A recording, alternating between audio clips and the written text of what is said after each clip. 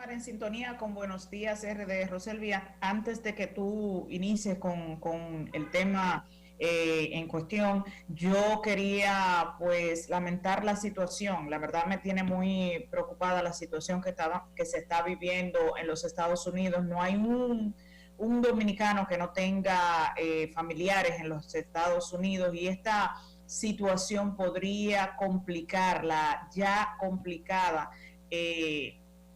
situación de sanidad que está viviendo ese país, y los tumultos que hay en la calle, todos estos saqueos, estas luchas que por más de 70 años todavía lamentablemente se viven en los Estados Unidos.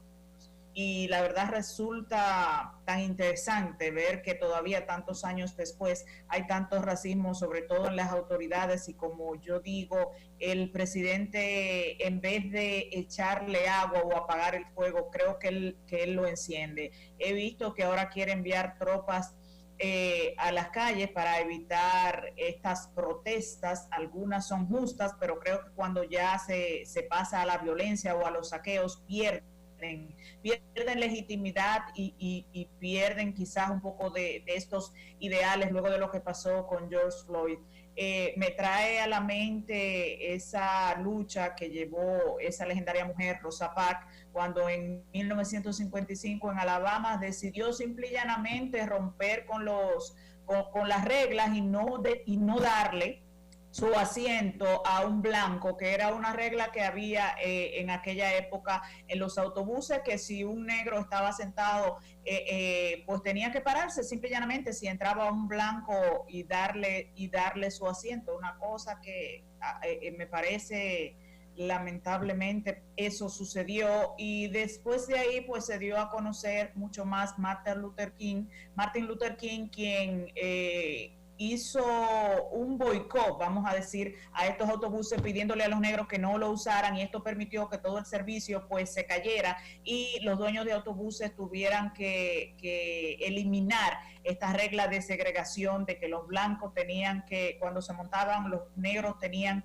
que pararse de los asientos. La verdad es que después de 70, casi 70 años, 65, 70 años de todas aquellas manifestaciones, todavía se ven estos casos en los Estados Unidos. Y he visto también que aquí algunos miembros, artistas, miembros de la sociedad dominicana, miembros del arte, pues han querido traer a colación que hay dominicanos hipócritas porque están apoyando esa causa, mientras aquí también se está luchando contra un racismo. Yo no estoy de acuerdo con esa situación o con ese planteamiento, porque en ninguna manera en la República Dominicana se vive la situación, o se ha vivido la situación de racismo que se vive en los Estados Unidos, sobre todo con las autoridades, porque aquí se han dado quizás algunos enfrentamientos, pero es entre los mismos dominicanos con haitianos, no así con el tema de las autoridades, de maltrato en sí de las autoridades, y por eso no estoy de acuerdo. Son casos particulares los que se han dado, como se dan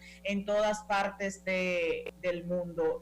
Y lo que es más lamentable es que sea en los Estados Unidos un país que se jacta de querer juzgar a cada uno de los países, sobre todo los países de la región, sobre los derechos Sí, humanos, el trato que cada nación da a los derechos humanos.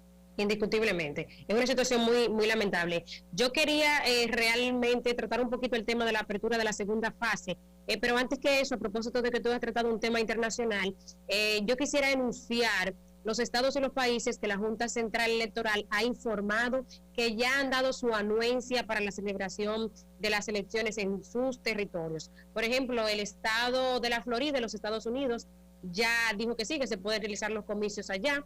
Sin embargo, todavía la capital, Washington, D.C., respondió que no estaban dadas las condiciones para atender favorablemente esa solicitud de la Junta de la realización de las elecciones debido a la emergencia provocada por el coronavirus. Estoy leyendo aquí la información de la Junta.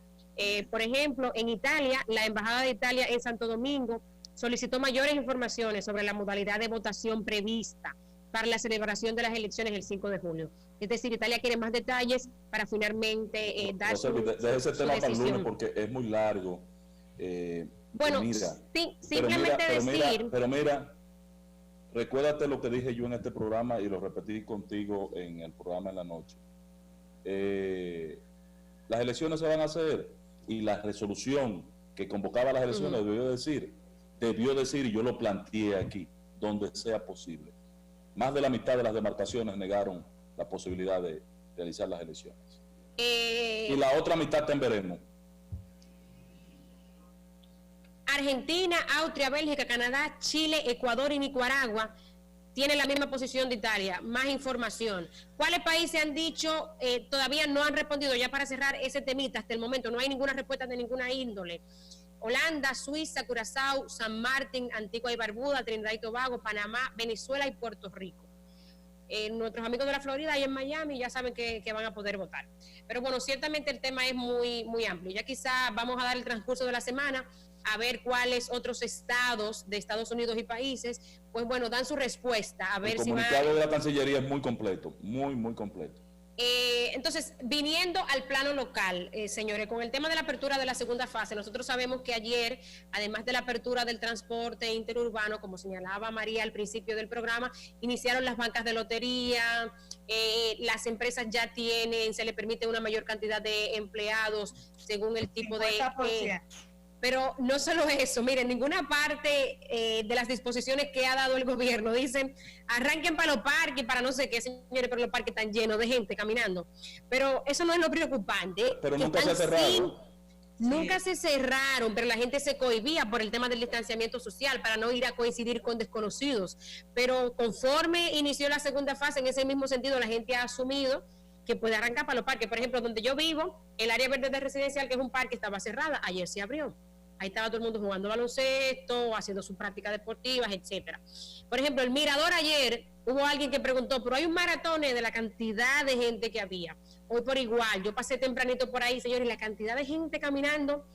Claro, yo creo que eso no está mal, porque en vista quizás de que no están los espacios comunes de socialización, que son espacios cerrados, de hecho muy peligrosos en este momento, pues bueno, vamos para los sitios abiertos. Sin embargo, un montón de gente sin mascarilla. Yo no quisiera dar una opinión ni de un lado ni del otro sobre esto, porque la mayoría de la gente se va a caminar con sus familiares, con su pareja, que son gente de confianza. Sin embargo, allí uno coincide con muchísimos desconocidos que terminan rozándose, no sé qué. Entonces lo menciono aquí para que al menos cada uno de los que nos están escuchando haga una introspección sobre eso y considere lo que ya decía el ministro, que el hecho de que haya más gente en la calle aumenta las posibilidades de contagio y precisamente no queremos un rebrote para que podamos seguir avanzando como hasta ahora con las siguientes fases. Vamos a la pausa, jóvenes. Sí, en ese mismo orden también, pues, la situación que está viviendo Haití, que nos afecta de alguna manera u otra. Vamos a la pausa. Vamos a la pausa.